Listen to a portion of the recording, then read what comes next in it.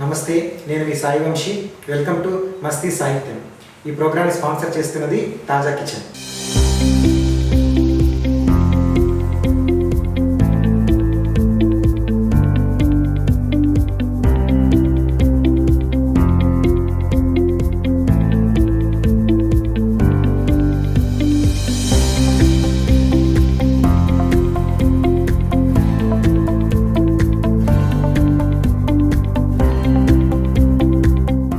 రాయలసీమ అంటే ఫ్యాక్షన్, కరువు, పగలు, ప్రతీకారాలు అనే మాటని తన రచనలతో అబద్ధం చేస్తున్నారు ఆయన.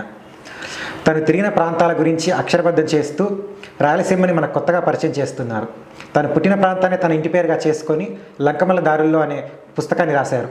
ఆయనే వివేక్ లంకమల. నమస్తే వివేక్. నమస్తే సాయి వంశీ. సో వివేక్ అంటే అందరికీ తెలియదు, కానీ వివేక్ లంకమల అంటే అందరికీ తెలుస్తుంది. సో మీ ప్రాంతం గురించి చెప్పండి ఒకసారి. లంకమల అనేది ఒక అడవి. రాయలసీమలో కడప జిల్లాలో బద్వేల్ తాలూకా ఉన్న ఒక తాలూకాలో ఉన్న ఒక అడవి. ఓకే. సో అది వచ్చేసి ఓవరాల్ లంకమల అనేది చాలామంది తెలియదు. ఓకే. బట్ మన ఫారెస్ట్ డివిజన్లో చూసుకుంటే ఈస్టర్న్ ఘాట్స్, వెస్టర్న్ ఘాట్స్ ఇలా ఉన్నాయి. సో తూర్పు కనుమల్లో నల్లమల ఒక భాగం. ఈ నల్లమలలో దక్షిణ కొసని అంటే కొనని లంకమల అంటారు. లైక్ మనకి తూర్పు కనుమల్లో నల్లమల ఉంటాయి, శేషాచలం తెలుసు అన్నారు. సో ఈ నల్లమల శేషాచలంకి మధ్యలో ఒక వారధి లాంటి ప్రదేశం లంకమల. సో మనకి నల్లమలలో ఉన్న జాగ్రఫికల్ స్ట్రక్చరు లేకుంటే తెలంగాణ తీసుకుంటే శ్రీశైలం వరకు కొండలు హైట్ పెరుగుతూ పోతాయి. అక్కడి నుంచి కాశీనాయన వరకు వస్తాయి. కాశీనాయ నుంచి మళ్ళీ డౌన్ స్టార్ట్ అవుతాయి. సో డౌన్ స్టార్ట్ అయిన తర్వాత మనకి బోర్లు తిప్పల్లాగా అవుతాయి, చిన్న చిన్న కొండలు అవుతాయి. ఇవి అన్ని దాటిన తర్వాత ఉన్నట్టుండి మళ్ళీ హైట్ పెరుగుతాయి. హైట్ పెరిగిన తర్వాత పెన్నా నది వరకు విస్తరించింది. వాటిని లంకమల్ల అంటారు. సో ఆ జాగ్రఫికల్ కూడా నల్లమల్లోని కొండ సామాన్లు, శేషాచలం తాలూకు, ఎర్రచందనం ఇవన్నీ కూడా లంకమల్లో ఉంటాయి. ఓకే. సో నల్లమల గురించి చాలామంది రాశారు, కానీ లంకమల గురించి తక్కువ మంది రాశారు. సో మీ ప్రాంతం గురించి రాయాలని, ఆ ప్రాంతాన్ని ఎక్స్ప్లోర్ చేయాలని మీకు ఎప్పుడు అనిపించింది? అంటే ప్రత్యేకంగా ముందు నుంచి ఏం టార్గెట్ ఏం లేదు. కరోనా టైంలో వర్క్ ఫ్రమ్ హోమ్కి ఇంటికి వెళ్ళాము. ఇంటికి వెళ్ళిన తర్వాత వీకెండ్స్ టైంలో ఖాళీగా ఉండడం. ఖాళీగా ఉన్నప్పుడు సరే బయట రెస్ట్రిక్షన్స్ ఉన్నాయి, తిరగద్దు, బయట తిరగద్దు, అది అలాంటప్పుడు బ్యాక్ టు నేచర్ అని సో లంకమలకి వెళ్ళినాం. లంకమల వెళ్ళిన తర్వాత ఒక ఆర్టికల్ రాశాను ఫేస్బుక్లో, సిరీస్ లాగా. నేను అడవిలో వెళ్ళినప్పుడు అడవి ఎలా ఉంది, నా అనుభవాలు ఎలా ఉన్నాయి, మేమేం తిన్నాం ఇది. సో చదివినప్పుడు కరోనా టైంలో అందరికి ఖాళీగానే ఉన్నారు కాబట్టి చదవడము, మేము నీతో పాటు అడవిలో జర్నీలు చేసాం, అంటే ప్రయాణం చేసినట్టుంది నీ రాత అన్నాం. అప్పటి వరకు నాకు ట్రావెల్ లాగా రాస్తారని మనం చదువుతామని తెలియదు. చిన్నప్పుడు ఎప్పుడో కాశీ ఆమె నాయన కృష్ణకుమారి కాశ్మీర్ యాత్ర అని చదివి, అది ట్రావెల్ అంటే తెలియదు. సో అలాగా వెళ్ళిన తర్వాత దెన్ మనం రాసే దాంట్లో కూడా జనాలు కనెక్ట్ అవుతున్నారని నెక్స్ట్ వెళ్ళినప్పుడు మళ్ళీ ఎక్స్పీరియన్స్ రాయడం, మేము కూడా చూస్తున్నాం నువ్వు చూసిన కళ్ళతో, అంటే ఫోటోలు కూడా యాడ్ చేస్తాం కదా. సో రాసిన వాటిలో విజిబిలిటీ కనిపించేది. సో అలాగా రాస్తూ అదొక ట్రావెల్ బుక్ అయింది. సో మొదటి ప్రయాణం ఎక్కడ జరిగింది, సో దాని గురించి ఏం రాశారు, సో అనుభవాలు చెప్పండి సార్. మొదటి ప్రయాణం అయితే లంకమల టెంపుల్ ఉంటుంది, రామలింగేశ్వర స్వామి మెయిన్ టెంపుల్. అక్కడ 2 వాటర్ ఫాల్స్ ఉంటాయి. ఒకటి టెంపుల్ దగ్గర main waterfall 90 metres height ఉంటుంది, దాని పక్కనే పసలగుండం అని ఉంటుంది. సో మేము వెళ్ళడము రెడ్డి బాయ్ అనే బేస్ క్యాంప్. నేను చిన్నప్పుడు ఒక 2 సార్లు వెళ్ళాను. 9th క్లాస్లో ఉన్నప్పుడు ఒకసారి శివరాత్రి. యాక్చువల్ లంకమల అనేది ఎప్పుడు ఓపెన్లో ఉండదు, ఈ మధ్య కొంచెం ఉంది, కానీ అప్పట్లో శివరాత్రి లేదంటే కార్తీక సోమవారాల్లో మాత్రం వెళ్ళేవాళ్ళు జనాలు. అంతకుముందు నేను శివరాత్రి అప్పుడు 2 సార్లు వెళ్ళాను. ఒకసారి నడుచుకుంటూ వచ్చాం కొండ నుంచి. అలాగా మళ్ళీ బ్యాక్ అంటే ఈ కరోనా వర్క్ ఫ్రమ్ హోమ్ తర్వాత వెళ్ళినాం. వెళ్ళినప్పటికీ అక్కడ రెడ్డిబాయ్ అని ఒక బేస్ క్యాంప్ ఉంటుంది, ఫారెస్ట్ బేస్ క్యాంప్. ఆ బేస్ క్యాంప్లో మా ఊరు పిల్లలు ప్రొటెక్షన్ వాచర్లు చేస్తూ వాళ్ళు పెట్టిన అన్నం తిన్నాను. సో అక్కడికి వెళ్ళి నేను ఏమేమి చూశాను, ఆ పాతప్పుడు నేను నాకు కొన్ని సంఘటనలు తలుచుకోవడం రాశాను. అది మొదటి అనుభవం. ఆ తర్వాత అది ఒక సిరీస్గా రాయడము, ప్రయాణాలు కూడా సిరీస్గా చేయడం అనేది ఎలా మొదలైంది? అంటే మీకు వచ్చిన ఆలోచన లేదా ఒక గ్రూప్గా కలిసి చేశారా? అంటే ఫస్ట్ సింగిల్గా అంటే నాకు మా తమ్ముళ్ళు అంటే ఊర్లో వాళ్ళే అవైలబిలిటీ. సో మా తమ్ముళ్ళని తీసుకొని చేశాను. దెన్ సోమశిల బ్యాక్ వాటర్స్లో చేపలు కొనడానికని వెళ్ళాను. సో అది రాశాను. సోమశిల బ్యాక్ వాటర్స్ ఒక బెస్ట్ అంటే లైక్ సోమశిల వెలుగు జలాల్లో చేపల వేటని ఒక ఆర్టికల్ రాశాను. నేను వెళ్ళి చేపలు కొనడానికి, బట్ వాళ్ళ లైఫ్ని కరోనా టైంలో వాళ్ళు ఇరుక్కుంటే చేపలు వాళ్ళ సంఘర్షణ రాస్తే దాన్ని ఐ డ్రీమ్ పోస్ట్లో పోస్ట్ చేశారు. అది చదివిన ఆదినారాయణ మాచివరపు గారు కామెంట్ చేశారు, నేను నీతో పాటు నడవాలన్నాను. నాకు తెలియదు అప్పటికి ఆదినారాయణ గారు ఆయన జీవితాన్ని ప్రాణాలకు అంకితం చేశారు, కాలినడకలు తెలియదు. శివారాచర్లను నీ జీవితంలో మర్చిపోలేని కామెంట్ వచ్చింది అంటే ఏంటంటే ఇలా ఈ మనిషిని ఆయన గురించి చెప్పింది, ఆయన రాసిన భ్రమణకాంక్ష ఇవన్నీ. సో అక్కడి నుంచి నా రాతల్ని ప్రయాణ కోణంలో చూడడం మొదలైంది. ఆయన రెగ్యులర్గా చదవడం, ఆయన మధ్యలో ఫోన్ మాట్లాడి బాగా రాస్తున్నావు, ట్రావెల్ అవుతుంది అని చెప్పడం. అంటే రాయడం కోసమే కదా, నేను జనరల్ ప్రయాణాలు చేసేవాడిని, చేసి వదిలేకుండా రాయడం అలా మొదలైంది. అంటే ప్రయాణాలు చేస్తున్న క్రమంలో మీరు వెళ్తున్న ప్రతి ప్రాంతం గురించి కొంత తెలుసుకోవాలి, దాని చరిత్ర, దాని భౌతిక నేపథ్యం కూడా. సో అలాంటి ఎవరైనా అడిగేవారా, దాని గురించి రీసెర్చ్ చేసేవాళ్ళ? చేస్తాను డెఫినెట్గా. ఇప్పుడు లంకమల ప్రాంతం తీసుకుంటే కొన్ని ప్లేసులకి మా అమ్మ వాళ్ళు గడ్డి, అంటే ఈ ఎప్పుడైతే తొలగరి సీజన్లో గడ్డి మొలకలు ఎత్తాయి వర్షాలు పడినాం. సో ఆ గడ్డి మాకు స్కేర్సిటీ ఉండేది, అవసరం ఉండేది గడ్డి. సో అందరూ వెళ్ళడము ఆ గడ్డి తీసుకొని వస్తారు. ఆ అనుభవాలు చెప్పేవాళ్ళు, వాళ్ళు చూసిన ప్లేసెస్, వాళ్ళు తిన్న ఫుడ్, ఇట్లా రకరకాల ఇన్ని శ్రమలన్నీ చదివి ఉండేవి. వాళ్ళు కాకుండా ఈ గొర్రెలు తోలుకొని పోతారు, కొండ పొలం చేస్తారంటారు కదా.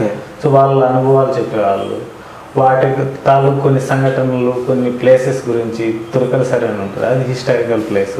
అది కాకుండా లోపల గుహ ఉంటాయి, ఇలా రకరకాల ప్లేస్ వాటి గురించి అడుగుతాము. అడిగినప్పుడు వాళ్ళు చెప్తారు. వాటిని వెళ్ళినప్పుడు మేము చూసి విజిబిలిటీ చూసుకుంటాము. అంటే చెప్పాను కదా, మొండి భైరవ కోన అని ఒక ఉంటుంది అనమాట. మొండి భైరవ కోన మేము ప్రయాణం చేసినాం. సో దాని తాలూకు హిస్టరీ ఏంటంటే 300 ఏళ్ల కిందట ఒక యాదవ్, అంటే గొల్ల కులస్తుడు ఒక అతను, 12 ఏళ్ళ భైరవుడు, అతని పేరు భైరవుడు. సో వెళ్ళడము అడవికి, నాన్న ఆప్షన్స్లో అతను అడవికి వెళ్ళి నల్లమలకి గొర్రెలు ఆవులను మేపుకుంటాడు. సో అతనికి వాళ్ళ నాన్న తెలిసిన ప్లేస్, అతను తెలియని నీళ్ళకు. అతను దారి తప్పి మలాలమ్మ కొలకపోయిన తర్వాత ఆప్షన్ లేకపోతే మలాలమ్మకు మొక్కుంటాడు, నా ఆవులో దప్పికి తెచ్చి నా తల నీకు సమర్పిస్తాను. సో అప్పటికప్పుడు ఒక బుగ్గ పుడుతుంది. పుట్టినప్పుడు అతను తాగుతూ ఆవులు దప్పికి తెచ్చుకుంటే అతను కృతజ్ఞతగా తల చెట్టుకు జుట్టు ముడేసుకొని తల నరుకున్నాడు అంటారు. అతని ఏజ్ 12 ఏళ్ళ వయసు పిల్లోడు. సో అతను ఇప్పుడు అక్కడ దేవుడు స్థానికంగా.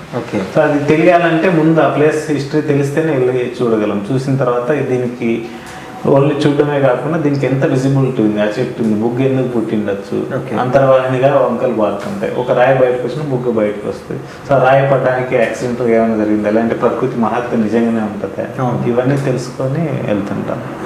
సో దీనికోసం కైఫియతులు తిరిగేసినట్టు, అంటే కడప కైఫియతులు, స్థానిక కల్చర్ చూస్తున్నాం. రాజుల చెరువు అని మధ్యలో ఒకటి రాశాను, పగులు చీకటికి వెళ్ళిన రాజుల చెరువు అని. సో ఆ రాజుల చెరువు హిస్టరీ ఏంటంటే మనకి 14 కృష్ణదేవరాయల వాళ్ళ అన్నకాలంలో, అంటే సదాశివరాయల కాలంలో మనకి పాలెగాల కల్చర్ ఉన్నది. పేర్నిపాడు సంస్థానం తాలూకు 2 అన్నదమ్ముల మధ్య గొడవ, సంబెట వీర నరసింహరాజు, సంబెట అతని పేరు ఒకటి ఉంటుంది. సో 2 అన్నదమ్ములకి రాజ్యం గొడవ వచ్చినప్పుడు తమ్ముని తరిమేస్తే అతను లంకమల్లో మధ్యలో ఉంటూ పుష్పగిరి మీదుగా కాశీ రామేశ్వరం వల్ల యాత్రికులను దోచుకుంటాను. సో అతన్ని పంపించడానికి, అతను చంపడానికి ఒక సైన్యాన్ని పంపిస్తారు సదాశివ. సో ఆ చంపే క్రమంలో అతను అడవిలో ఉన్నప్పుడు అతని దోపిడీ దొంగలు ఒక టీం ఉంటారు, వాళ్ళకి ఫుడ్ కావాలి, బయటని తెచ్చుకోవాలి. సో అడవి మధ్యలో ఒక చెరువు తవ్వించారు. సో ఆ చెరువు ఇన్ఫర్మేషన్ కావాలంటే నాకు కైఫియతులు తిరిగేయాలి, ఎందుకు తవ్వించారు ఈ చెరువును. సో పల్లెలు ఏమి లేవు.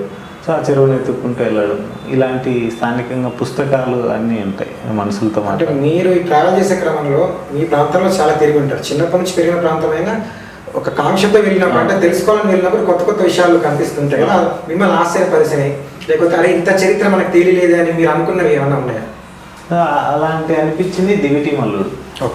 సో దివిటి మల్లుడు అనేది మాకు ఆ ప్రాంతంలో ఈవెన్ జానపద గీతాలు ఉన్నాయి. అదిరిచ్చి సంపెర మల్లుగాడు, బెదిరిచ్చి సంపెర మల్లుగాడు అనే అంటే జానపదాలు పాటలు ఉంటాయి. సో అతని హిస్టరీ ఏంటంటే మనకి రాబిన్ హుడ్ టైపు, ఉన్నోళ్ళని కొట్టు లేనోళ్ళకి పెట్టాను. సో అతను ఏంటంటే ఎంత దూరమైనా పరిగెత్తేవాడు. సో అతను పరిగెడుతుంటే గుర్రాలు కూడా అందుకోలేని స్పీడ్లో పోయేవాడు. మళ్ళీ డే టైంలో ఎవరికి అనుకో, ఓన్లీ నైట్ టైమే డ్యూటీ పట్టుకొని సంచరిస్తున్నాను, అందుకని డ్యూటీ మల్లుడు అంటారు. సో అతనికి మా ఊరు పక్కన చిన్నపల్లి అని ఊరు ఉంది. ఆ ఊర్లో బొమ్మలాటలో ఫేమస్, అంటే తోలు బొమ్మలాటలు లేదంటే నాటకాలు వేసారు. అతనికి అవి ఇష్టం చూడడం. సో వెళ్ళినప్పుడు బ్రిటిష్ వాళ్ళకి ముందే చెప్పేవాడు నేను చూడడానికి వస్తున్నా అని. వాళ్ళందరూ ఆసక్తిగా ఉన్నా కూడా అతను వస్తాడు, వచ్చినది ఎవరికి తెలియదు. మధ్యలో వాళ్ళకి బాగా దాన ధర్మాలు చేశాడు ఆ బొమ్మలాటలు. వాళ్ళు డ్యూటీ మల్లుని పోగుతూ పాట పాడితే వచ్చిరా డ్యూటీ మల్లుడు వచ్చిరా అంటారు. అప్పుడు వీళ్ళు అతన్ని పరిగెడుతుంటే అది దొరకకుండా పోయేవాడు. సో అతను కడపలో పుట్టుకులందులో తిన్నాను. ఇవన్నీ ఇంత చరిత్ర అసలు ఎక్కడ రికార్డ్ అయ్యలేదు అసలు. సో అతను చంపిన తీరు చూస్తే అసలు ఒక సినిమాటిక్ గా ఉంటుంది. అతనికి చంపడానికి బ్రిటిష్ వాళ్ళు ఎంత ట్రై చేసి ఒక 10 అడుగులు గోడలో బంధించినా కూడా నార్మల్ తెట్టుబడి ఎగిరినట్టు ఎగిరి బయటకు వెళ్ళిపోయాడు. సో ఆయన చంపడానికి ఏం చేశారంటే అతన్ని ఉంపుడు గత్తెని బెదిరించో మచ్చిక చేసుకోను ఆమెకి డబ్బులు ఇచ్చి తన్ని సెక్స్ చేసే టైంలో మంచాన్ని కట్టేపించి పైనుంచి సూర్యపప్పుల నుంచి ఈటలు పొడిచి చంపినారు. అంటే ఒక దొంగను చంపడానికి ఇంత కష్టపడ్డారు అన్నప్పుడు ఈ ప్రాంతంలో ఇంత ఉంది, మరి ఎక్కడ రికార్డ్ అయ్యలేదు. అవి ఆశ్చర్యంగా అనిపిస్తాయి కొన్ని. అంటే మీరు చరిత్రను చూస్తున్న క్రమంలో అక్కడ రాయలసీమ అంటే మనకు ఒకలాంటి ఐడియానే వస్తుంది జనాలకి ముందుగా. అక్కడ కరువు ఎక్కువ ఉంటుంది, పగలు ప్రతీకారాలు ఉంటాయి అని. కానీ ఈ ప్రాంతంలో ఇంత చరిత్ర ఉంది, లేకపోతే ఇంత పచ్చదనం ఉంది, ఇన్ని కొండలు లోయలు మీరు చూసిన అనేక కొత్త కొత్త ప్రదేశాలు ఉంటాయి. సరే చేస్తున్నప్పుడు అంటే ఎందుకు అనుకుంటున్నారు అట్లా? అంటే ఎందుకు ఇంత చరిత్ర రికార్డు కాలేదు అండ్ ఇక్కడ ఉన్న ప్రదేశాల గురించి బయట ప్రపంచానికి ఎక్కువ తెలియదు? సో మీరేమనుకుంటున్నారు దాని గురించి? అంటే మనకు ఒక సామెత కూడా, నిజం నిదానంగా బయలుదేరపు అబద్ధం ప్రపంచానికి చుట్టూ వస్తుందని. అవును. సో ఎక్కడైతే కమర్షియల్గా రాయలసీమ ఒక సినిమా కోణంలో ఫ్యాక్షనిజం ఉన్నది రాయలసీమ జీవనంలో భాగం, అది కూడా కొంతపాటు మాత్రమే. బట్ ఎక్కడైతే సినిమాలు దాన్ని అందుకున్నాయో మొత్తం రాయలసీమ అంటేనే ఇది, కడప అంటేనే ఇది అనే ఇమేజ్ వెళ్ళిపోయింది. సో కాలక్రమంలో దానికి పొలిటికల్ ఇన్ఫ్లుయెన్సెస్ స్టార్ట్ అయినాయి. అంటే ఒక వర్గాన్ని తొక్కడానికి ఇంకొక వర్గం హైలైట్ చేయడం కావచ్చు, లేదంటే ఈ వర్గమే ఇప్పుడు సమరసింహారెడ్డి సినిమా ఇంద్రసేనారెడ్డి రిలీజ్ అయినప్పుడు ప్రతి విలేజ్ స్థాయి నాయకుడే ఇది నాకతరా అని ఓన్ చేసుకున్నారు. సో అంటే ఫస్ట్ వచ్చిన గుర్తింపుని ఓన్ చేసుకోవడం వల్ల ఏమైంది, దాని తర్వాత వచ్చిన తరం మీద ఇంపాక్ట్ పడింది. ఈరోజు నేను ఆఫీస్లోకి వెళ్తాను, 2-3 years నాతో ఫ్రెండ్షిప్ చేస్తాడు, 3వ సంవత్సరం అడుగుతాడు మీ ఇంట్లో బాంబులు ఉన్నాయి. అంటే ఈ 3 ఏళ్ళు నేను చేసిన స్నేహం వానికి కనపడకుండా బయట నుంచి వచ్చిన ఇమేజ్ నా మీద రుద్దపడుతుంది. అక్కడ అనిపిస్తుంది అరే అంటే మనం కూడా చెప్పగలిగింటే బాగుంది, ఇక్కడ ఏముంది ఎలా ఉంది అని. మీకంటే ముందు రాయలసీమ రచయితలు అక్కడ ప్రాంతంలోని ఈ చరిత్రను ముందు చెప్పింటే ఆ ముద్ర కొంత పోయేదేమో కదా. చెప్పారు, చెప్పడానికి. ఇప్పుడు కేశవరెడ్డి గారు ఆయన నవలు చూస్తే, ఆయన చేసింది మునియమ్మ నవలు తీసుకుంటే, మునియమ్మలో అతను ఒక రైతు ఎద్దు భార్య సంఘర్షణ చెప్పగలిగాడు. నువ్వు అక్కడ చూస్తే అక్కడ ఎంతసేపు వాళ్ళ ఇంట్లో భావోద్వేగాలు తప్ప అతనేమి బయట ఎవరి మీదకు గొడవకపోలేదు. సో అతను చనిపోవడానికి కూడా వేరే కారణంతో చనిపోయింది. సో ఇవి కాకుండా చివరి గుడిసి తీసుకుంటాం, యానందులు బతిరుతాయి. సో ఇప్పుడు సన్నపరెడ్డి వెంకటరామరెడ్డి గారు ఉన్నారు, ఆయన ఒంటరి నవలు రాశారు. ఎక్కడో దూరంగా ముంబైలో బతికే ఒక డాక్టర్ అరికెల్ని కొర్రల్ని ఎత్తుక్కుంటూ ఆ ప్రాంతానికి వచ్చినప్పుడు ఆ ప్రాంతంలో నీకు ఎక్కడ ఫ్యాక్షన్ కనపడదు. వాళ్ళ వ్యవసాయంలో వాళ్ళ జీవితంలో ఎంత భాగమైంది, ఆకలి ఎలా ఉంది, ఆకలిని వాళ్ళు ఎలా జయించారు, ఇలా ఇవి కాకుండా మనకి చాలా కథలు వస్తాయి. మూగవాన పిల్లలు వాళ్ళు బక్కిరెడ్డి రైతు ఉంటాడు, అతను రెడ్డే. మనం జనరల్గా బయట ఇమేజ్ రెడ్డి అయితే అందరినీ వరుస పెట్టి నరకడు. పాపం తన భూమి పోయినందుకు ఒక పిల్లలు ఊదుకుంటే కనపడతాడు మనం.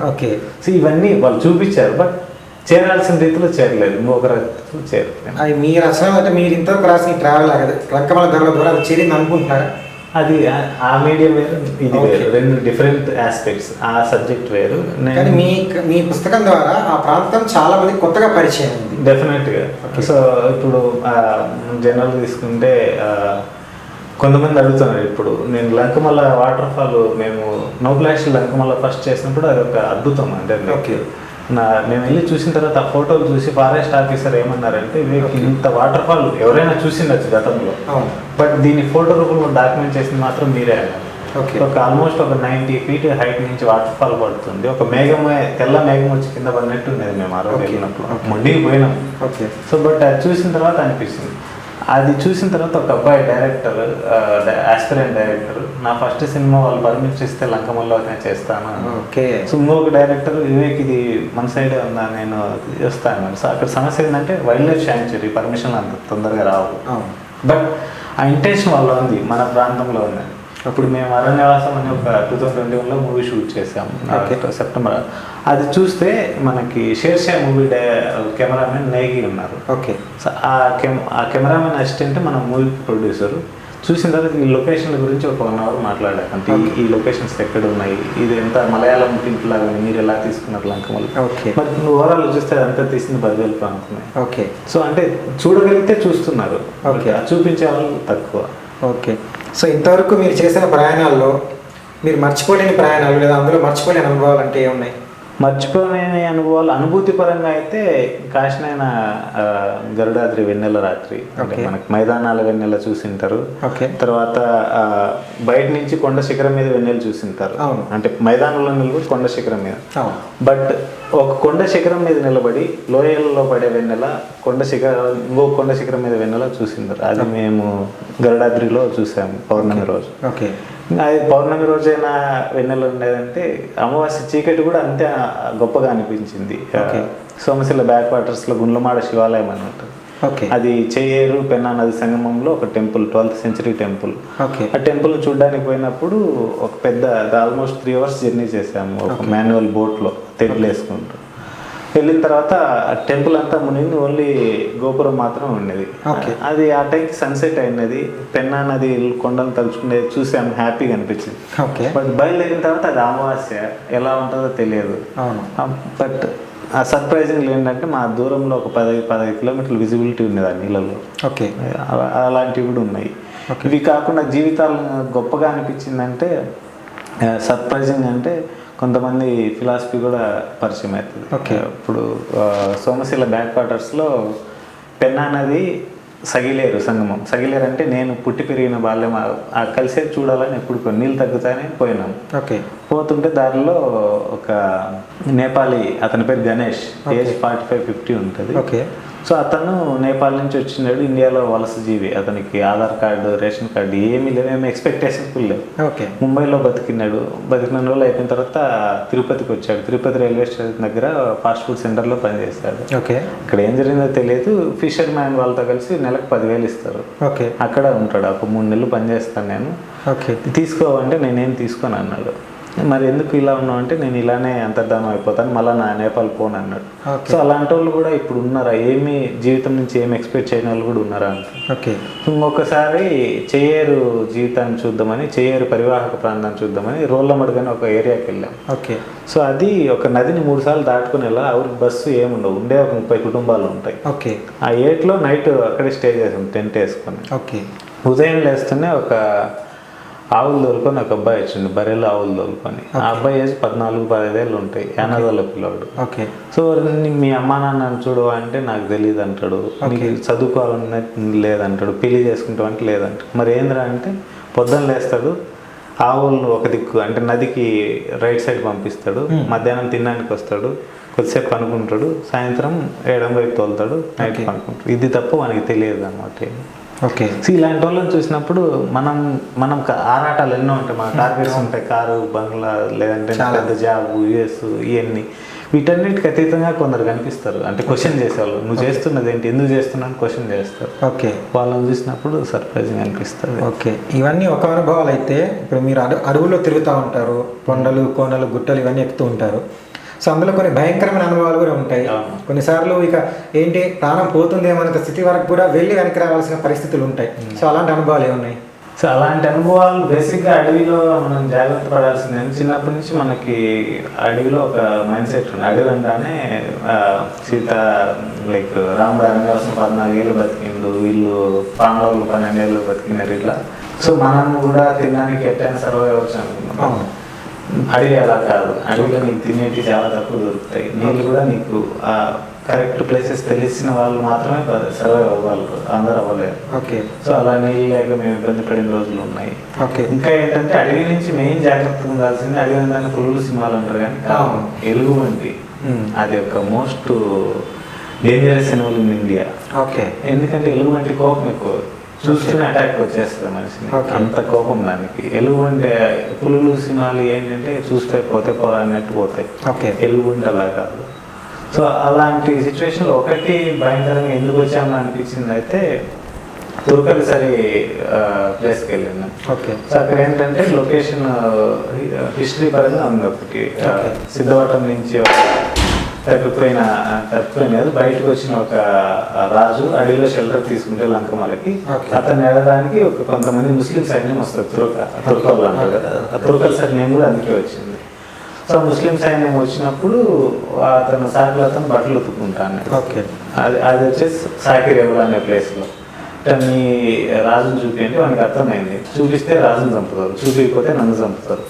ఈ స్కిప్ చేయాలంటే వాడు పొద్దున్న సాయంత్రం వరకు ఉతికిన బట్టలే ఉతుక్కుంటా టైం పాస్ చేసింది. తీరా సాయంత్రం అయితే పొద్దుగుతానే రండి నాతో పాటు బయలుదేరి ఒక ఎడ్జ్కి వచ్చిన తర్వాత ఇంకా తెలుసు వానికి లోయ ఉందని. ఏం చెప్పాడంటే ఇక్కడ నుంచి అంతా దిగుతుంది, నేను స్పీడ్ పరిగెత్తుకుంటా పోతాను, మీరు నాతో పాటు వచ్చేయండి అంటారు. వాళ్ళందరూ గుర్రాల మీద ఉన్నారు. వీడు ఏం చేశాడు, దివిటి వెలిగించాడు, కొంత దూరం పరిగెత్తి దివిటిని లోయలోకి ఇస్త్రీ వీడు వెళ్ళి రాయిని పట్టుకున్నాడు.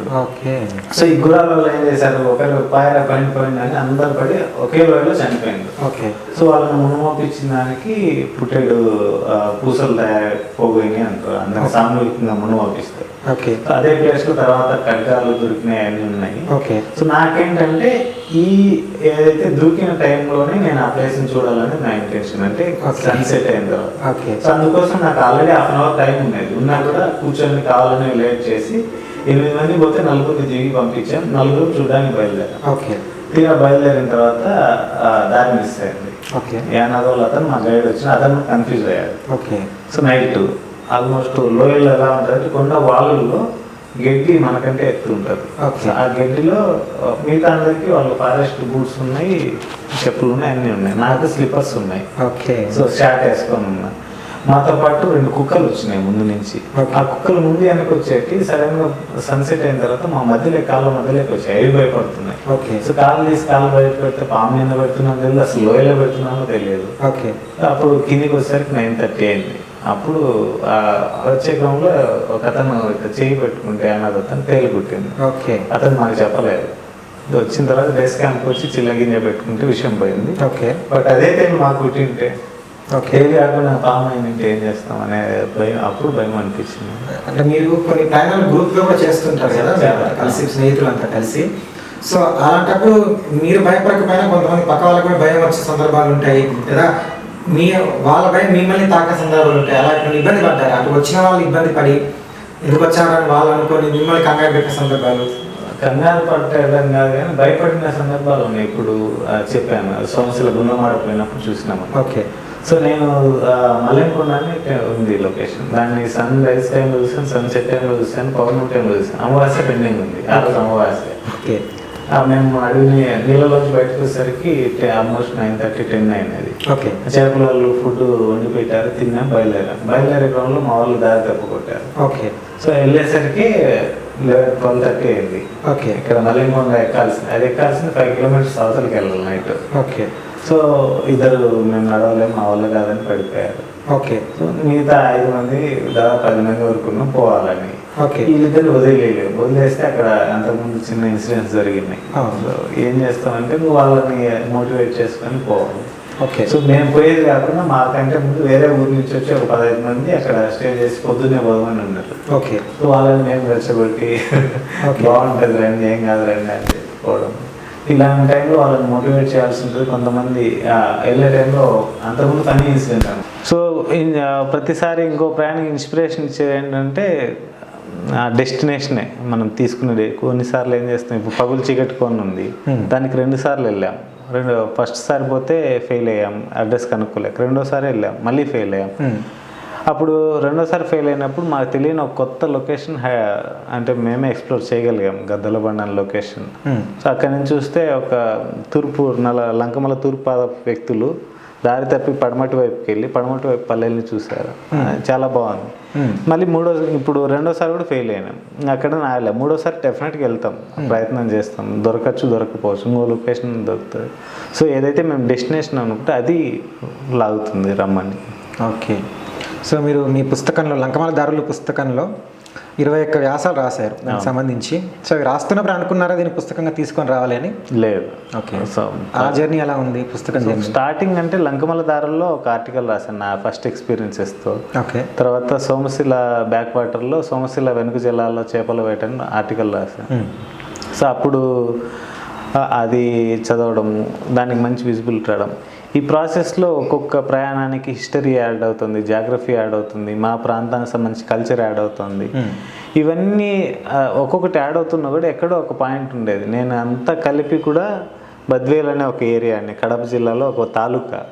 సో దాని గురించి బుక్ రాస్తే ఎంతమంది చదివే వాళ్ళు ఉంటారు అనేది ఒక డౌట్ ఉన్నది.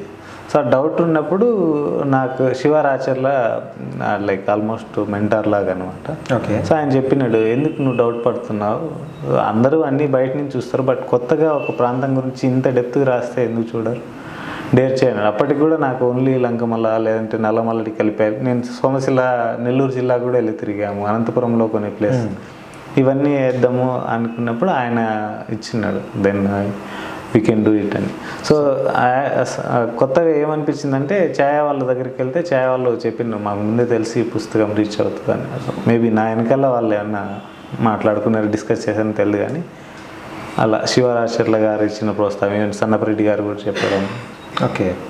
సో ఈ పుస్తకం వచ్చిన తర్వాత మీకు వచ్చిన స్పందన ఏంటి, చదివిన వాళ్ళు ఏమన్నారు? సో దానికి ముందు మాట రాసిన పెద్దవాళ్ళు రాశారు, సో వాళ్ళ నుంచి స్పందన ఎలా ఉంది? సో ముందు మాట చదివిన తర్వాత జనాల్లో అయితే మంచి, లైక్ ఇప్పటికి కూడా ఫారెస్ట్ డిపార్ట్మెంట్ వాళ్ళు కూడా బాగుంది అంటారు. నాకు వచ్చిన బెస్ట్ కాంప్లిమెంట్ ఏంటంటే మన పుస్తకానికి వాడ్రేవ్ చిన్నవీరభద్రుడు గారు బుక్ ముందు మాట రాశారనమాట. సో ఆయన రాసిన వాటిల్లో ఇన్డెప్త్ అనాలిసిస్, నేను ఏదైతే సోల్తో రాశానో ఆ సోల్ ఆయనకి రీచ్ అయింది, ఆయన రాసినారు. అందులో ఒక చోట మెన్షన్ చేశారనమాట, కొలంబస్తో కంపేర్ చేస్తూ, కొలంబస్ అమెరికాని కనుగొని ఉండొచ్చు కాక, బట్ అమెరికా ఆత్మను దర్శించి మాత్రం థోరోని అతను తన కాళ్ళ నడకల ద్వారా అమెరికాని చూపించారని చెప్పారు. ఓకే. సో వివేక్ కూడా తన ప్రయాణ ద్వారా చేస్తుంది అదే అన్నారు, అంటే రాయలసీమని ఇలా చూపిస్తున్నారు. సో బెస్ట్ కాంప్లిమెంట్ అది. అది కాకుండా మరో సీనియర్ రైటర్ కుపిలి పద్మ గారు అన్నారు. సో వనవాసిలో నాకు one of the best novel అనమాట. వనవాసిలో విభూతి భూషణ్ బందోపాధ్యాయ గారు, దాంట్లో ఒక క్యారెక్టర్ ఉంటుంది, సత్యచరణ్ జనరల్గా మేజర్ క్యారెక్టర్ కానీ, బట్ అడవిలో ఒకతను ఎక్కడెక్కడి పూల చెట్లను తీసుకొచ్చి అక్కడ నాటుతుంటాడు అడవిలో. మీ ప్రయాణాలు చూస్తుంటే నాకు ఆ క్యారెక్టర్ లాగా అనిపించారనేది. సో అది బెస్ట్ కాంప్లిమెంట్. ఇవి కాకుండా నరాల చంద్రమోహన్ రెడ్డి గారని చీఫ్ కన్జర్వేటర్ ఆఫ్ ఫారెస్ట్ ఆఫీసర్గా రిటైర్ అయ్యాను, ఐఎఫ్ఎస్ ఆఫీసర్. ఆయనకు ఉన్న ఇమేజ్ ఏంటంటే ఫారెస్ట్ బాటనీ ఎక్స్పర్ట్ జీనియస్ అంటారు ఆయన. ఓకే.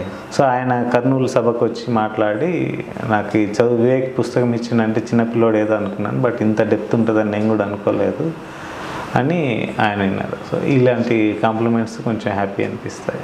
ఓకే. సో ఇప్పుడు మనకు తెలుగులో కొండపొలం అనే ఒక నవల ఉంది, చాలా ఫేమస్ నవల. సో అది మీ జీవితానికి దగ్గరగా ఉంటుంది. సో అందులో హీరో క్యారెక్టర్ మీరు కూడా ఒకేలా ఉంటారు. సో మీరు కూడా ఫారెస్ట్ ఆఫీసర్ అవుదాం అనుకున్నారు, ఇప్పుడు అది కాకుండా ఇప్పుడు ఐటీ రంగంలో ఉన్నారు. సో దాని గురించి చెప్పండి ఒకసారి. అంటే ఫారెస్ట్ ఆఫీసర్ అవ్వాలనుకున్నది అది అనుకోకుండా again comes to సాహిత్యమే.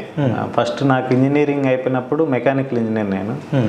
So mechanical engineer steel ప్లాంట్లో జాబ్ వచ్చింది, బట్ నేను పోలేదు. ఓకే. ఐటీ ఎంప్లాయీగా ఐటీ జాబ్ జాయిన్ అయ్యాను. సో ఐటీ జాబ్లో ఎందుకు జాయిన్ అయ్యానంటే, ఐటీలో అయితే 5 days వర్క్ ఉంటే 2 days వీకెండ్స్ ఉంటాయి, చదువుకోవచ్చు అని జాయిన్ అయ్యాను. సేమ్ 2015లో జాబ్ వచ్చింది. సో ఆఫీస్కి వెళ్తూ తెలంగాణ సబ్ ఇన్స్పెక్టర్ నోటిఫికేషన్ వస్తే రాశాను, ప్రిలిమ్స్ క్వాలిఫై అయ్యాను. ప్రిలిమ్స్ లైఫ్లో ఎప్పుడు గిల్టీ ఫీల్ అవ్వకూడదని జాబ్ మానేసి ఒక 11 months చదివాను. ఏపీఎస్ఐ మిస్ అయింది, బట్ ఏదైతే జాగ్రఫీ నాలెడ్జ్ ఉందో అది నాకు హెల్ప్ అయింది. జాగ్రఫీలో కైండ్ ఆఫ్ ఒక ఎక్స్పర్ట్ లాగా ఉండేవాడిని, ప్రతి ఆన్సర్ కూడా చేయగలిగాను. ఓకే. సో అక్కడి నుంచి సాహిత్యం మొదలవడం, అతడు అడవిని జయించాడు తర్వాత అడవి పరిచయం అవడం, సన్నపరెడ్డి వెంకటరామరెడ్డి గారు చూసిన తర్వాత అంటే తన చుట్టూ ఉన్న పరిసరాలను ఏదో మనకు తెలియనిది ఏదో నేచర్ థియరీ ఉందని అర్థమైంది. ఓకే. సో అప్పుడు నాకున్న ముందున్న టార్గెట్స్ కూడా ఏదైనా ఆర్మీ, పోలీస్ ఆఫీసర్ లేదంటే ఫారెస్ట్ ఆఫీసరే ఉన్నాయి. సో ఈ రెండు ఏజ్ అయిపోవడంలో పోయినాయి, ఇంక మిగిలింది ఫారెస్ట్ ఆఫీసర్. ఓకే. 2019లో నా పెళ్ళి అయింది. ఓకే. పెళ్ళైన 3వ రోజు ఫారెస్ట్ రేంజ్ ఆఫీసర్ ప్రిలిమ్స్ ఉన్నది. ఓకే.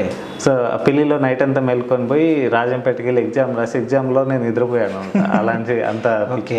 సో బట్ సంభవ్ అది కూడా కుదరలేదు. ఓకే. సో బయట ఐటీ జాబ్ చేస్తూ ఇంకా ఫారెస్ట్ ఆఫీసర్ చేయగలిగిన చిన్న చిన్న పనులు చేస్తున్నాం.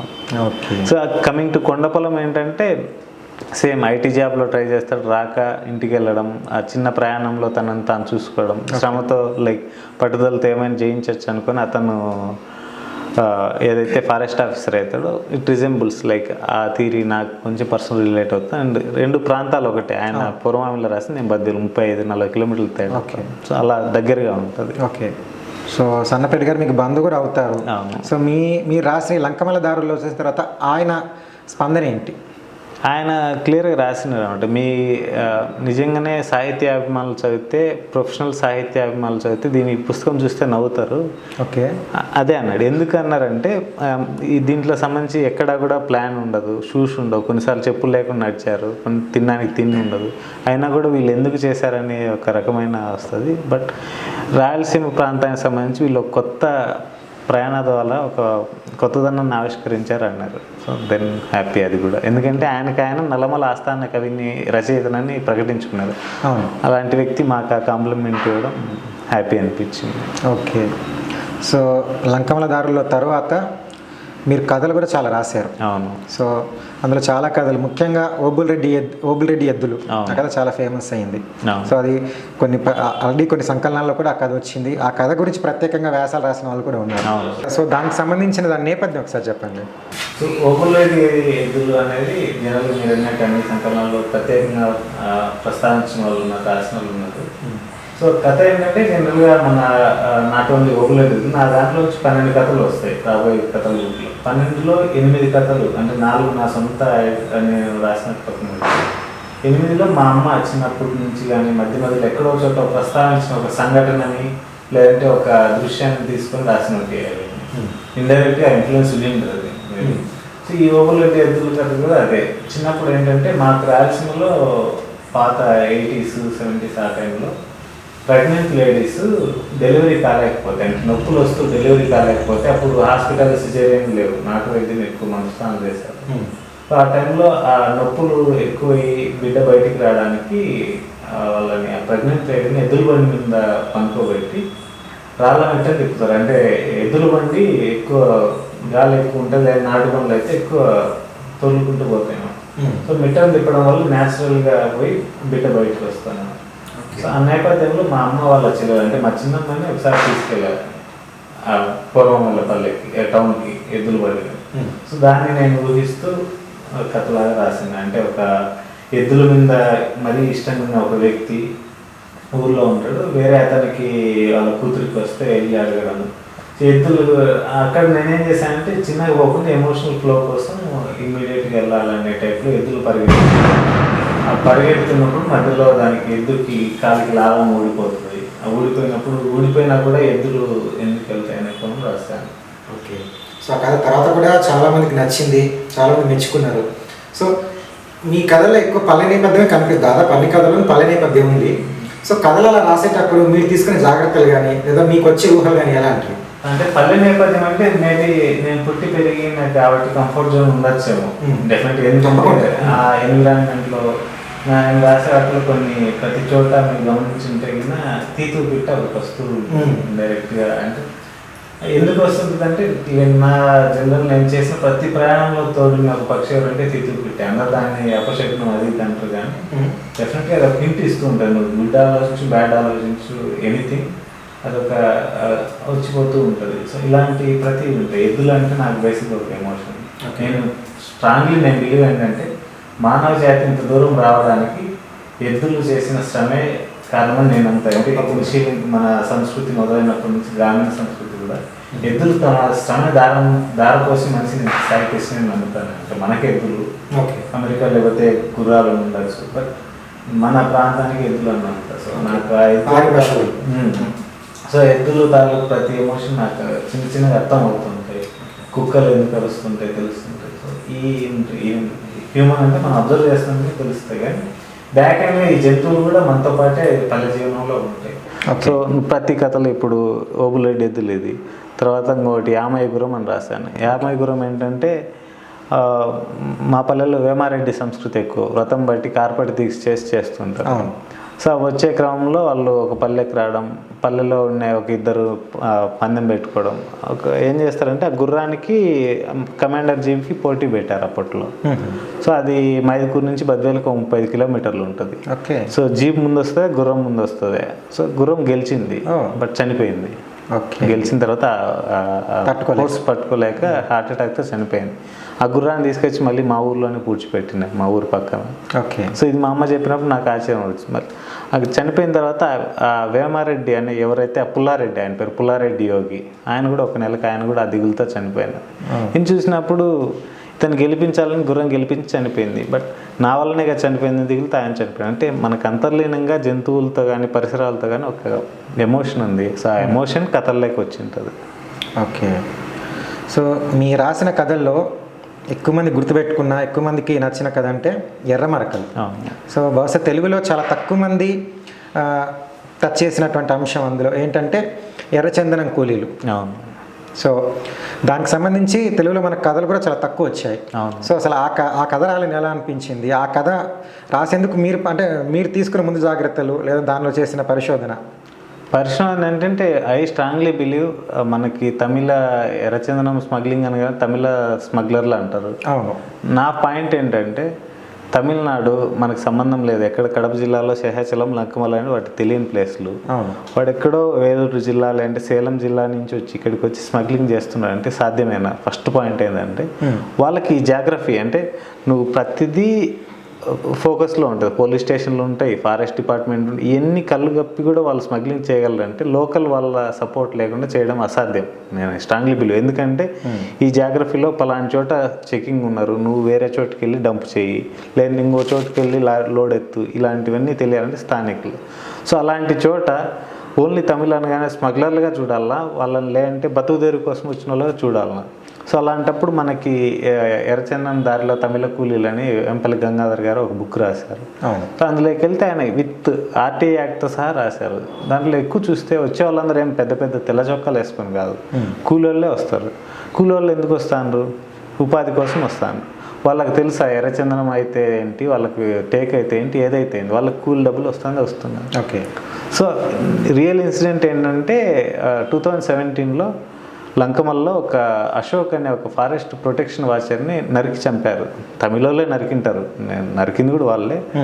బట్ ఆ కోణాన్ని ఎలా చూడాలి? అదే కోలికి ఒక అంతరంగం ఎలా ఉంటుంది?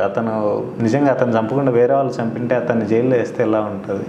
సో నేను విన్న కేసుల్లో ఒక కేసు ఏంటంటే ఒక అబ్బాయి ఎస్ఐ సెలెక్ట్ అయినాడు, ఆఫర్ లెటర్ కోసం ఎడిట్ చేస్తున్నాడు, డబ్బులు అవసరం ఉండి వీళ్ళతో పాటు వచ్చినాడు, అతను కేసులో దొరికింది.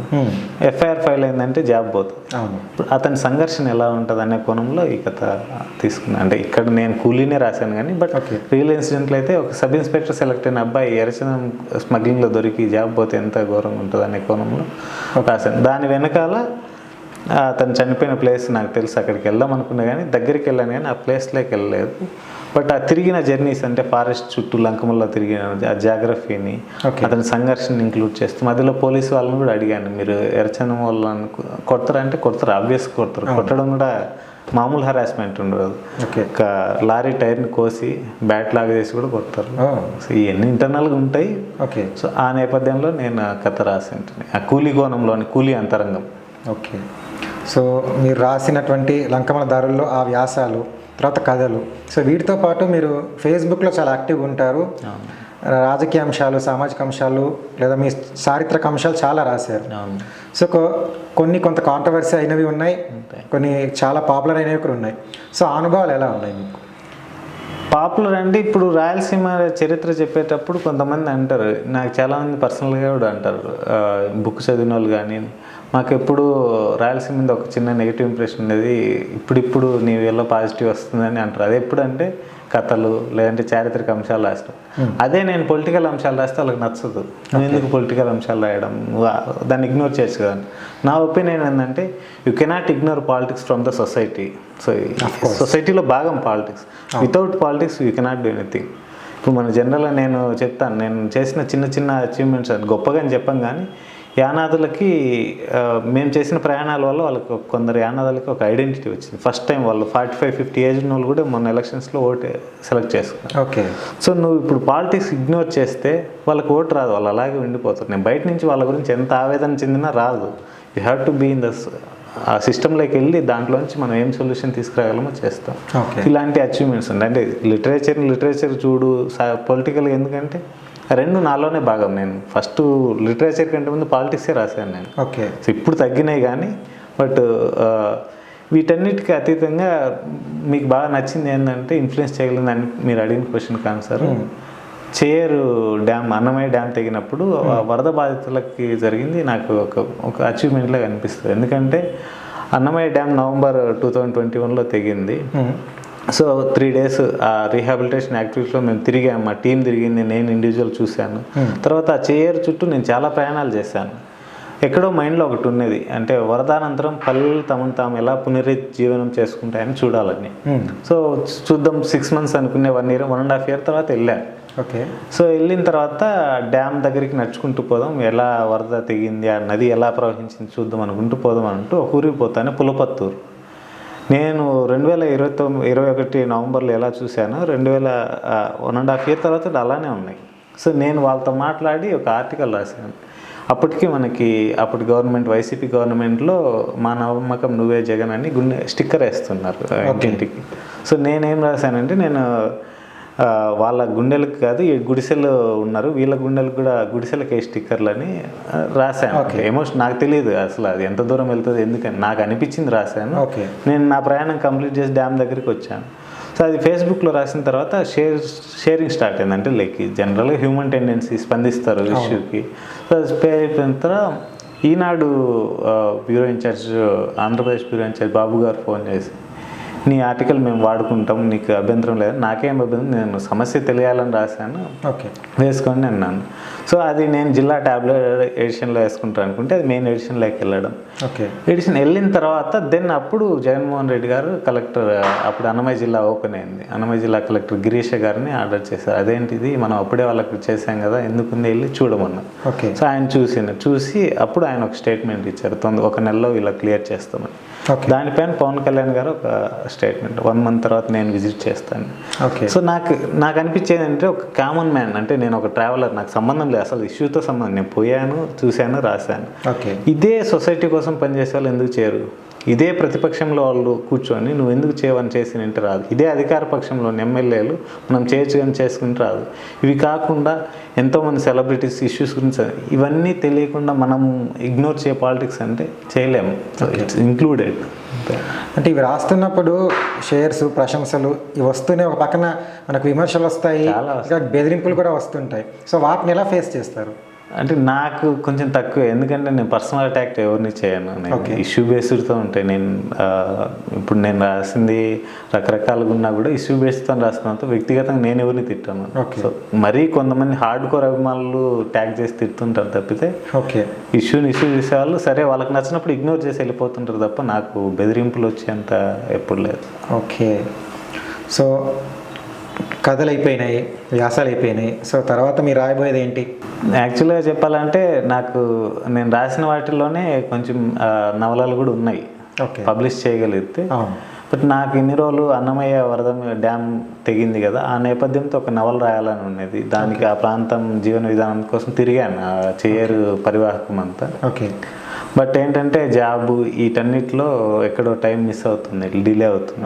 నెక్స్ట్ ఒక తల్లి కొడుకు సంఘర్షణతో ఒక నవల రాబోతుంది. అంటే కొడుకు చిన్నప్పటి నుంచి ఒక తల్లి పల్లెటూరులో కొడుకుని పెంచింటుంది, వానికి చదువు బాగా అబ్బింటుంది, వాడు అమెరికా వెళ్ళిపోయి ఉంటాడు. సో వానికి మంచి సుఖవంతమైన జీవితం అక్కడే ఉండిపోయింది. బట్ తల్లి కొడుకే కదా, ఆ కొడుకు కోసం తల్లి పడే సంఘర్షణతో ఒక నవల రావాలనుకుంటున్నా. ఓకే. సో మీరు ఫేస్బుక్లో ఇందాక మీరు అన్నట్టు నవలలు కూడా రాశారు, అందులో మల్లిగాని బత్తెం, అలాగే పొట్టేలు, ఈ 2 చాలా ఫేమస్ అయ్యాయి. అంటే జనాలు ఎదురు చూసేవాళ్ళు. మీరు ఒక్కొక్క పాట దాదాపు ఒక 10-12 పాటలు రాస్తుంటే కూడా ప్రతిసారి జనాలు ఎదురు చూసేవాళ్ళు. అసలు ఆ ఐడియా ఎందుకు వచ్చింది, ఇక్కడ రాయొచ్చు మనం, దీని ఒక సిరీస్లా రాయొచ్చు అన్నది? జనరల్గా ఏంటంటే నేను ఒక లైనే అనుకుంటాను. ఇప్పుడు మల్లిగాని బత్తెం తీసుకుంటే ఎగ్జాంపుల్, నేను ఇంజనీరింగ్లో ఉన్నప్పుడు టైంపాస్ కాక మా ఊర్లో 2 పిల్లలు అడవి గొర్రెలు తోలుకొని పోతుంటే పోయాను. నేను వాళ్ళతో పాటు పోయాను. ఇంట్లో చెప్తే తిడతారు, ఎందుకు పోయినవరా నువ్వు అని. వాళ్ళతో పాటు సరదాగా చెప్పకుండా పోయినాం. వెళ్ళిన తర్వాత 2 తీసుకున్నాను, 3 తినాలి. వాళ్ళకు గొర్రెల మట్టి పోయి స్పీడ్గా తిన్నాం అలవాటు, మనకు తెలియదు కదా, చిన్నగా తిన్నాం. నాకు అన్నం సరిపోలే, నీళ్లు తాగినాం, నీళ్ళు అయిపోయినాయి, ఎండాకాలం ఎక్కడ నీళ్ళు లేవు. కొండ ఎక్కినాం, కొండ ఎక్కుతానే నాకు వద్దురా దప్పికైతే ఇంటికి పోదామంటే వాళ్ళకి నేను ఇంపార్టెంట్ కదా, వాళ్ళ గొర్రెలు ఇంపార్టెంట్, నా ఏజే. బట్ ఉండురా పోదాం అంటారు. నా వల్ల కాలేదు, నేను ఈ దప్పికతో చచ్చిపోతా అనిపించి మీరు ఇంటే ఈయనే ఉన్నాను, నేను ఒక్కరిని బయలుదేరుతా అని నడుచుకుంటూ ఒక్కరిని కొండ నుంచి ఒక 16 కిలోమీటర్లు వచ్చేస్తాను. 16 కిలోమీటర్లు ఇంటికి వచ్చి నీళ్ళు తాగిన. సో ఆ నేపథ్యంతో నేను మల్లిగాని బత్యమని రాశాను. అంటే నేను అనుకునేది ఏంటంటే, ఒకడు ఆకలి అయ్యేవాడు గుర్లు తోలుకొని పోతే అడవిలో పడే బాధ ఎలా ఉంటుందని ఫన్నీగా రాద్దామని మొదలుపెట్టారు 2 పార్ట్స్. ఓకే. రాసిన తర్వాత 2 పార్ట్స్ చదివి సన్నపరెడ్డి వెంకటరామరెడ్డి గారు ఫోన్ చేశారు. సో నీ ఊరి అప్పటికి మాకు ఇంకా దూరపు చుట్టము ఏం తెలియదు. ఓకే. సో బాగా రాస్తున్నావు, ఇదే నేపథ్యంతో నేను నవల రాశాను, తానాకు అవార్డు వచ్చింది, 2 లక్షల ప్రైజ్ వచ్చింది అన్నారు. సో అప్పటికి మనకు ఆయన గురించి తెలుసు, మీరు ఈ సబ్జెక్ట్ రాసిన నేను రాయడానికి ఏముంటుందని ఇగ్నోర్ చేశాను. ఓకే. ఇగ్నోర్ చేసిన తర్వాత ఆ 2 పార్ట్స్ ఆగిపోయినాయి. బట్ నాకు ఆఫీస్లో హెచ్ఎస్బిసిలో పనిచేస్తాను, కొలీగ్ ఉండేది శృతి అని, వరంగల్ ఆమె, తెలంగాణ, బట్ చదువుతుంది నేను రాసి. వివేక్ నువ్వు అది 2 పార్ట్స్ రాసి వదిలేసినావు, 2 పార్ట్స్ రాసి వదిలేసిన రాయి అంటే ఏం రాయగలను, ఆకలి గురించి లేదంటే ఆ కష్టాల గురించి ఆయన ఆల్రెడీ మెన్షన్ చేసింది. ఓకే. సో ఏం చేద్దామని లాస్ట్లో ఒక లవ్ స్పాట్ అంటే యాడ్ చేశాను. ఓకే. యాడ్ చేస్తేనే కామెంట్స్, అల్టిమేట్లీ డ్రైవ్ చేసేది కామెంటే. ఓకే. సో ఆ కామెంట్లను బట్టి ఇంకా అది సీరియస్ లాగా అలా అయిపోయింది. సీరియస్ ఎందుకైందంటే అంత లెంత్ ఎక్కువ రాదు కాబట్టి కొంచెం రాసి లాస్ట్లో ఒక చిన్న సస్పెన్స్ పెడితే నెక్స్ట్ డే కోసం వెయిట్ చేస్తాం, అలాగా వచ్చింది. ఓకే. సో తర్వాత పొట్టేలు కూడా అదే పద్ధతిలో పొట్టేలు అంటే సేమ్ అంతే, నేను అది ఒక 3 పార్ట్స్ రాజమని మొదలు పెట్టాను. జనాలకు రీచ్ అవుతుంది, నేను రాయాల్సిన కంటెంట్ పెరిగింది, పెరుగుతూ ఒక నవల కంటెంట్ అయింది అలా. ఓకే. సో మొత్తంగా మీరు రాసినవన్నీ ఇక్కడితో మనం మాట్లాడుకున్నాం. సో నెక్స్ట్ మాట్లాడుకోవాల్సిన ఇంపార్టెంట్ టాపిక్ ఏంటంటే నో ప్లాస్టిక్ లంకమల. సో మీరు చేస్తున్న కార్యక్రమాల్లో చాలామందికి నచ్చింది, చాలామంది ఇన్స్పైర్గా ఫీల్ అయ్యే విషయం అది. సో అసలు ఆలోచన ఎలా వచ్చింది, సో ఇంతవరకు మీరు సాధించిన అచీవ్మెంట్స్ ఏంటి ఆ కార్యక్రమంలో అంటే నో ప్లాస్టిక్ లంకమల జనరల్గా 2019-20లో మన 2020 మార్చి నుంచి లాక్డౌన్ స్టార్ట్ అయింది, అప్పుడే ప్రయాణాలు మొదలైనవి. సో రెగ్యులర్గా అడవికి వెళ్తున్నాం, అప్పటికి టీమ్ ఇంకా ఫామ్ అవ్వలేదు. ఓకే. సో 2021 1.5 year జర్నీ తర్వాత నేను ఎందుకో అడవిలో మనమే ప్లాస్టిక్ వేస్తున్నాం తీద్దాం అనిపించింది. నా టీము ఇదంతా తాటలేదు. అప్పుడు ఫేస్బుక్లో పోస్ట్ పెట్టాము, ఇలా ప్లాస్టిక్ వేయడానికి పోతున్నాం, ఎవరైనా వస్తారా అని. ఓకే. ఫస్ట్ టైం ఒక 21 మెంబర్స్ వచ్చారు 2021లో. ఓకే. వెళ్ళిన తర్వాత ఆ రోజు నైట్ విపరీతమైన వర్షం, ఎంతలా అంటే ఇంకా అసలు మనిషి కనపడినంత వర్షం పడింది. పొద్దున్నే తేరుకునేది. నా ఇంటెన్షన్ ఏంటంటే ఫస్ట్ ప్రోగ్రామ్ పోస్ట్ పోన్ అవ్వకూడదు, ఎలాగోలో పోవాలని. సో వచ్చారు అందరు, మా ఇంటికి వచ్చిన తర్వాత బయలుదేరాం. ట్రాక్టర్కి ఏంటంటే అడవిలో ఒక వాగుని 8-9 సార్లు దాటాలి టెంపుల్ దగ్గరికి వెళ్ళాలంటే. ఓకే. సో ట్రాక్టర్ దిగితే ట్రాక్టర్ డ్రైవర్ చేతిలో హ్యాండిల్ పొగ్గొట్టం తప్ప మిగతా అంతా ఇంజన్ కూడా మునిగిపోయింది. ఓకే. సో ట్రాక్టర్ ట్రాలీ వరకు ఆగి ఉండేది. ఆయన డ్రైవర్ని అడిగాం, మామ ఏంటి పరిస్థితి అంటే నేను తీసుకుపోతా అన్నాడు. సో అలా దాటుకొని ఎండుకు పోయిన తర్వాత మేము ఏదైతే ప్లాస్టిక్ ఏరాలనుకున్నామో అదంతా వరద కొట్టుకొని పోయింది, ప్రకృతి ఏరేసింది, మొత్తం తీసేసింది. ఓకే. చూసిన తర్వాత అది రాసిన తర్వాత ఉంది. సో అప్పుడు into the nature team concept మొదలైంది. Okay. Into the nature team అని మేము మెంబర్స్ స్టార్ట్ అయిన తర్వాత నెక్స్ట్ ఇయర్ అప్పుడు 2021 July 28 చేసినాం. నెక్స్ట్ ఇయర్ సేమ్ డేకి 47 మెంబర్స్ అయ్యారు. ఓకే. అంటే ఆ యాక్టివిటీ వల్ల. ఓకే. ఆ తర్వాత అది సక్సెస్ అయింది. దెన్ 2023లో మళ్ళీ చేసిన తర్వాత అప్పుడు 100 మెంబర్స్ అయ్యారు. అంటే ఇట్స్ ఏం చూపిస్తుందంటే ఆ ప్రోగ్రెస్ ఎలా ఉంటుందంటే, లైక్ నువ్వు ఏదైనా మంచి పని చేస్తుంటే నీకు తోడు మేము ఉన్నామని ఒక ధైర్యం ఇచ్చింది. సో అప్పుడు 2023లో బద్వేల ఆర్డీఓ గారు కూడా వచ్చి మాతో పాటు చెత్త వేరడం, ఆ తర్వాత కడప జిల్లా కలెక్టర్ గారు, తర్వాత వాళ్ళ టీం వచ్చి మీరు చేసిన మంచి పని అని చెప్పడం. ఇదంతా అయిపోయిన తర్వాత then I came to Hyderabad. నేను హైదరాబాద్కి వచ్చిన ఇంకా ఆ ప్లాస్టిక్ ఏమైందంటే ఈ చేసే పని వల్ల అంతర్లీనంగా వాళ్ళకి ఒక ఇప్పుడు ఆ ముందు చెత్త ఎందుకు పడేదంటే వాళ్ళకి అవేర్నెస్ లేకపోవడం ఆర్గనైజర్స్కి. ఇప్పుడు శివరాత్రి రోజు అన్నదానం చేస్తారు. అన్నదానం చేసి మెయిన్ అడవిలో పడే ప్లాస్టిక్ ఏంటంటే వాటర్ బాటిల్స్, మజ్జిగ ప్యాకెట్లు, వాటర్ ప్యాకెట్లు. ఇవేంటంటే వాళ్ళు ఎందుకు వాటర్ ప్యాకెట్లు, మజ్జిగ ప్యాకెట్ తీసుకెళ్తారు అంటే అవి ఈజీ టు హ్యాండిల్, ఏదో లగేజ్ వేసుకెళ్తారు, తాగుతారు, పడేస్తారు. ఇదే నువ్వు వాటర్ ట్యాంకర్ అయితే పోవాలంటే ఆ అడవిలో తీసుకెళ్ళడం కష్టం. సో ఒకసారి మేము పోయినప్పుడు ఒక 2000 వాటర్ ప్యాకెట్లు తాకుండా పడేస్తున్నాయి అక్కడే. సో అలాంటి చూసినప్పుడు దాన్ని తీద్దామని బయలుదేరినాము. ఓకే.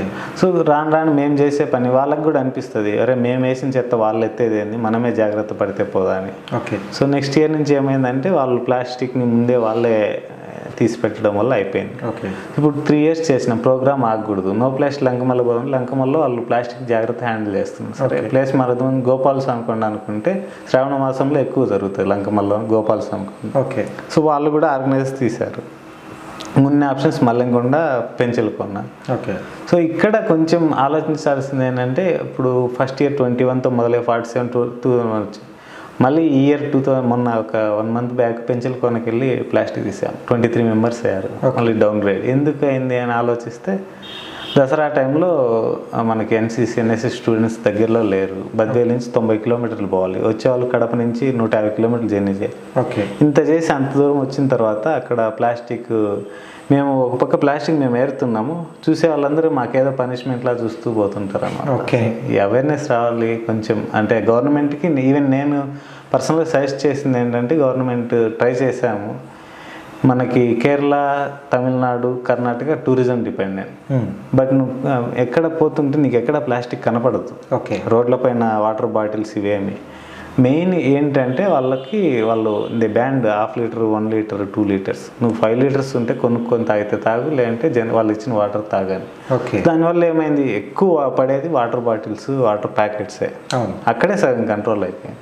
సో అది మేము ప్రపోజ్ చేసినప్పుడు అక్కడ డౌట్ ఏంటంటే మనం అదే పనిగా స్టాఫ్ని మెయింటైన్ చేసేంత క్రౌడ్ రారు.